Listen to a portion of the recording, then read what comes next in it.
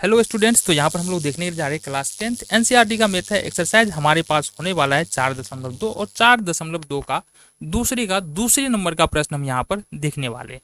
प्रश्न को पहले की तरह एक बार पूरा पढ़ेंगे, फिर हम पार्ट वाइज उसको समझते हुए प्रश्न को सॉल्व करेंगे। प्रश्न हमारा है, एक कुटीर उद्योग एक दिन में एक निश्चित संख्या में खिलौने का उत्पादन करता है। मतलब एक ऐसा उद्योग है जो घर में चलाया जाता है। कुटीर उद्योग का मतलब होता है ऐसा उद्योग जो घर में किया जाता है। प्रत्येक खिलौने की उत्पादन लागत एक दिन में उत्पादित खिलौने को 55 में से घटाने से प्राप्त होता है। एक विशेष दिन पर उत्पादन की कुल लागत 720 रुपया थी, तो हमको यहाँ पर निकालना है कि एक दिन में कितने खिलौने का उत्पादन हुआ है। ठीक है, ये हमको यहाँ से ज्ञात करना है। अब अगर तुमको प्रश्न में समझ में आया तो बहुत बढ़िया है, और नहीं समझ में आया तो भी बहुत बढ़िया है। क्योंकि नहीं समझ में आया तो अब हम पार्ट वाइज समझने वाले हैं, तो इसमें भी समस्या तो है नहीं। चलो जी, तो सबसे पहली बात है, कुटीर उद्योग एक दिन में निश्चित संख्या में खिलौने का उत्पादन करता है। कुछ खिलौने बनता है। मान लो हमारे पास 100 खिलौने बनते हैं। एक दिन में 100 खिलौने बनाया जाता है, या 100 खिलौने नहीं लेते हैं तो समस्या हो जाएगा। मान लो कि 20 खिलौने एक दिन में बनते हैं। कितने खिलौने बनते हैं? 20 खिलौने बनते हैं। प्रत्येक खिलौने की उत्पादन लागत, अब 20 खिलौने बन रहे हैं, पहली बात समझो, 20 खिलौने बन रहे हैं, और एक खिलौने का जो उत्पादन लागत या बनाने में जो खर्च होगा वो 55 में से 20 घटाएंगे ना, तब प्राप्त होगा। यानी कि कुल खिलौने की संख्या को 55 में से घटाने से एक खिलौने का मूल्य हमको यहाँ से निकल के आ जाएगा। बात समझ में आया ना? चलो जी। अच्छा, मान लो कि कुल खिलौना यहाँ पर x बनता है। कुल खिलौना कितना बनता है? x बनता है एक दिन के अंदर में। अब एक खिलौने का मूल्य क्या हो जाएगा? 55 माइनस में x। 55 माइनस में x।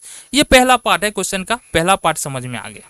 अब बोल रहा है किसी दिन जो है ना, जो खिलौने बनता है उसका निर्माण लागत 750 रुपया होता है। यानी कि जो कुल खिलौने बनते हैं ना, उसका निर्माण लागत कितना होता है? 750 रुपया होता है। तो इसका कहने का मतलब निर्माण लागत कैसे निकालेंगे?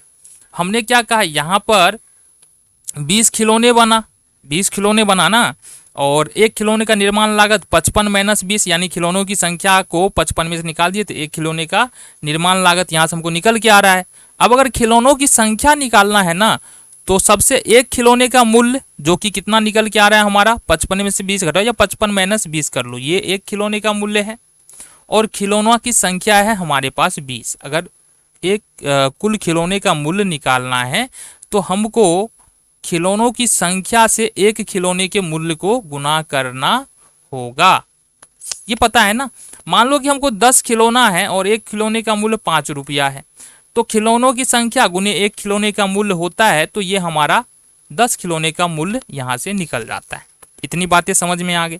तो यहाँ पर हमने मान लिया कि माना किसी दिन कुल बना खिलौना x है, तो एक खिलौने का निर्माण लागत क्या होगा? ये बोल रहा है प्रश्न में कि 55 में से यदि खिलौनों की संख्या के निकाल दो, घटा दो, तो एक खिलौने का मूल्य यहाँ पर निकल के आ जाता है। तो 55 माइनस x, एक खिलौने का मूल्य यहाँ से निकल के आया हमारे पास।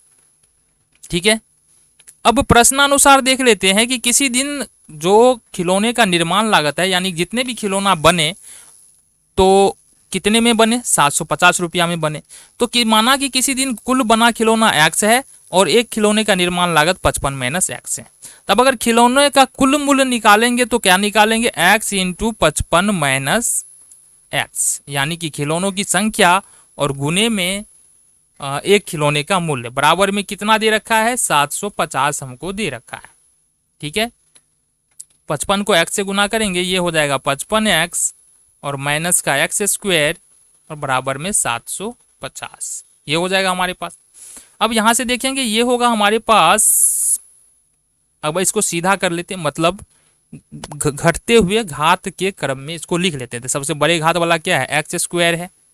देन उसके बाद जो है माइनस ये 55 आ जाएगा, जिसका घात x का घात 1 है, तो ये हो जाएगा प्लस में 55x, माइनस का x स्क्वायर है ना, तो माइनस का x स्क्वायर प्लस 55x, और यहाँ पर हो जाएगा, इसको अगर इधर लेके आते हैं तो ये होगा माइनस 750 बराबर में हो जाएगा 0।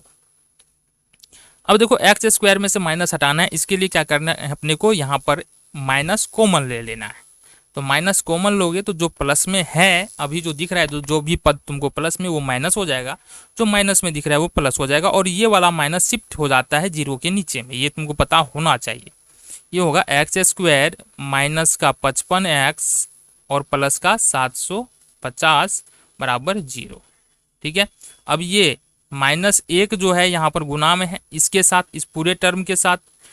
अब इसको अगर इधर लेके आएंगे जीरो की तरफ, यानी बराबर की दूसरी तरफ ले जाएंगे, ये भाग में आ जाएगा जीरो के नीचे में, और जीरो में अगर भाग देते हैं किसी भी संख्या से तो वो जीरो ही होता है, तो ये बिल्कुल गायब हो जाता है, यही कारण है। एक्स स्क्वायर माइनस का हो जाएगा 55x और प्लस 750 बराबर में जीरो। ये हमारे पास क्या निकल के आ जाता है, ये हमारे पास निकल के आ जाता है द्विघात समीकरण। अब अगर हमको खिलौनों की संख्या निकालना है, खिलौने की संख्या निकालना है, तो इसको क्या करना पड़ेगा, फैक्टर करना पड़ेगा। तो अब हम फैक्टर के बारे में देख लेते हैं। हमारे पास द्विघात समीकरण क्या निकल के आया है, एक्स स्क्वायर माइनस का 55x और प्लस का 750 बराबर में जीरो। अब अगर इसका फैक्टर हमको निकालना है तो क्या करते हैं, बता दो जरा।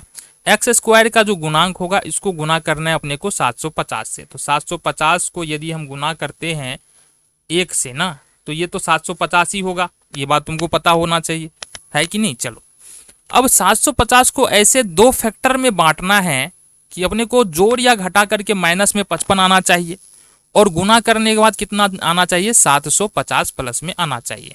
तो क्या कर सकते हैं, यहां पर रख सकते हैं 25 और 30। 25 और 30 को गुना करोगे तो 750 आएगा, 25 दिया है 75, 750 आ जाएगा तुम्हारे पास। साथ ही साथ 750 तो आ गया यहाँ पर, लेकिन हमको इस दोनों को जोड़ने के बाद कितना आना चाहिए, माइनस में 55। लेकिन माइनस में 55 तो नहीं आ रहा है, यहाँ पर प्लस में 55 आ रहा है। इसके लिए हम क्या करेंगे, इस दोनों में माइनस लगा देंगे। अब अगर दोनों को गुना करते हैं -25 -30, तो दोनों मिलकर के प्लस में 750 हो जाता है, माइनस माइनस प्लस हो जाएगा, और जोड़ेंगे तो दोनों कितना हो जाएगा, ये -55 यहां से हो जाता है। अब करना क्या है, अब करना है हमको यह है कि -25x इसको लिख लेना है, और इसको लिख लेना है -30x, और इस दोनों को लिख देना है -55 के जगह पर। आ जाओ, तो ये होगा एक्स स्क्वायर और -55x के जगह पर हो जाएगा -25x -30x और प्लस में 750 बराबर में जीरो। तो यहाँ पर अब क्या करना है, पहले जोड़े में से x कॉमन लेना है। तो x अगर कॉमन लेते हैं तो ये आ जाएगा x -25, और यहाँ से अपने को क्या करना है, ये 30 है तो 30 यहाँ से अपने को कॉमन ले लेना है।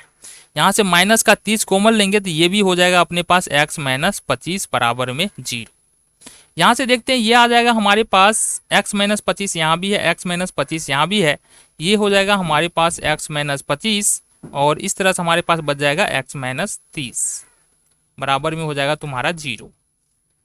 अब दोनों ही गुणनखंड को बारी बारी से अपने को जीरो के बराबर रखना है, और जो खिलौनों की संख्या है वो यहाँ से हमको निकल के आ जाएगा। तो ये लिखेंगे यहाँ पर x -25 बराबर में जीरो।